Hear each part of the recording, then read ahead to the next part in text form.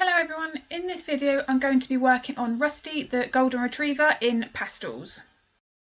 So the first thing you may notice is that I'm working on white paper, which, as you know, as a pastel artist, is something that is really scary because smudging can be a real problem.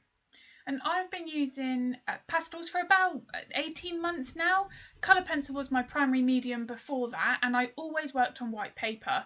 But now I've switched over to pastels. I definitely prefer the coloured paper. I think that it just adds something to the portrait. But when I do get requests to draw on the white paper, there are a few things to bear in mind to make sure that you preserve that white of that background and keep that as clean as you possibly can.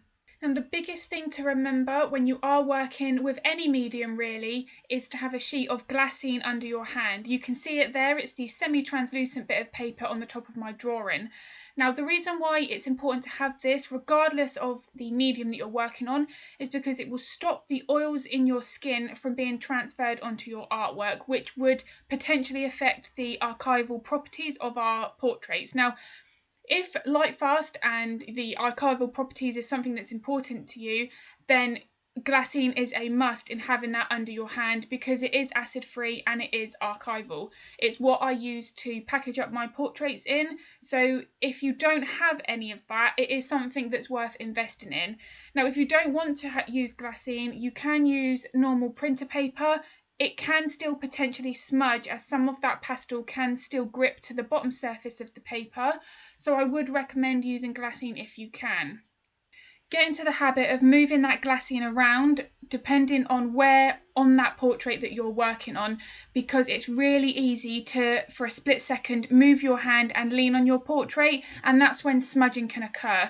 So whenever I move my hand to work on a different part of the portrait, I always move that glassine and tape it in place to make sure that it doesn't move. Now this entire section of this portrait I've got on my Patreon channel, where I talk you through more of how I keep my paper clean, especially when I'm working on white paper. There are a few things that I do differently when I am putting my initial sketch on that white paper, and there is also different things that I do throughout the drawing process to make sure I don't get any of that pastel on my background. It's one of the most common questions that I'm asked, is how to prevent smudging, and fortunately, because I worry about it so much, I've never had it happen on any of my work, but the glassine is the biggest thing to remember. However, as I say, the 40-minute version of that, me working in real time with a real-time voiceover on that left section of the face and that ear, is available on Patreon. In that 40-minute video on Patreon, I also talk about how I layer my pencils and the colours that I'm choosing to replicate this type of fair colour, because I do think this is one of the more complex colours to capture in pastels or colour pencils, regardless of the medium that we're working in, because it's got to be subtle, and that can sometimes be more tricky to replicate and to capture. So that is what this video has focused on in that real-time voiceover. Now something else that I always make sure I do, regardless of what paper colour I'm using, but more so when I'm working on white paper like this, is I use the air puffer tool, and I'm making sure that I am clearing any loose pastel dust away from my background throughout the entire portrait process. So every time in my videos you see me lift up the glassine, it's because I'm using that tool to make sure I blow away any loose pastel dust that might be anywhere on that background. It's really important if you want to make sure that none of these tiny little particles are going to be pushed into the paper. So it's little things like that that will ensure that you keep this paper as clean as we possibly can. In regards to that, the biggest tip that I can give you is don't be tempted to blow on your work yourself, because I have heard of many people accidentally getting saliva on their portrait, and that can mark it and it can potentially ruin that portrait. So don't ever if you can, don't get into the habit of blowing that pastel off of your paper yourself. Get one of those tools. They are a few pound, £2 or £3. Really cheap, but they do a really good job in making sure that you are safely removing any of that pastel dust. Now I will just quickly mention that I do have an air purifier on at the side of my easel that catches any of this loose dust, but because it is minimal, It's a little bit more noticeable when I'm doing my videos because I'm working upright. I can't work flat because of my back and my neck. So it's a little bit more visible on the fall off that you see on the pastels. But sometimes I do also have a little handheld hoover that gets rid of that pastel dust as well. You want to make sure that they've got a proper filter, an HEPA filter, and that will ensure that it's perfect for the pastel dust and the use for something like this. They're the two main things. That and the glassine are going to make sure that you try and keep smudging to an absolute minimum. Now, if you've watched a few of my videos, you'll notice that I mainly start on the left side of the face. That's because I'm right-handed, and it ensures that normally I'm not ever leaning or working over a part of the portrait that's finished. It then enables me to always move my glassine downwards away from the part that I've already drawn. Now the glassine you can place over the top of your artwork, and you can rest your hand on it and it will not smudge. But it's just good habit to get into to not ever be tempted to hover your hand over your artwork in case you'll accidentally smudge it. You could spend hours and hours on all this detail that we're putting in on the portrait, and then it's really upsetting if you accidentally smudge it with the underside of your hand.